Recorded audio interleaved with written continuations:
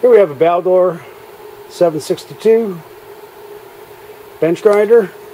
Has a grinding wheel on one side and a brush on the other. I'm going to fire it up, show you that it does operate. 3,600 RPM.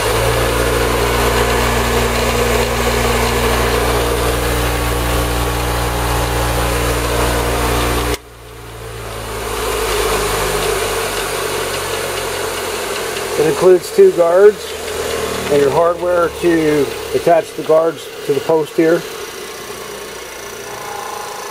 This item is just has some slight shipping distress. If you can see right here, this guard is bent just slightly here. You can see it's off center here. It doesn't appear to interfere with the operation of the wheel. It's not grinding against the side. However, we have to point it out.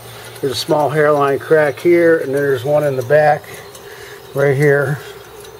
So if you need to replace that, you can. Also, one of the 3 retainer screws is missing off of this side guard here. Other than that, it's in really good condition, and we thank you for looking at our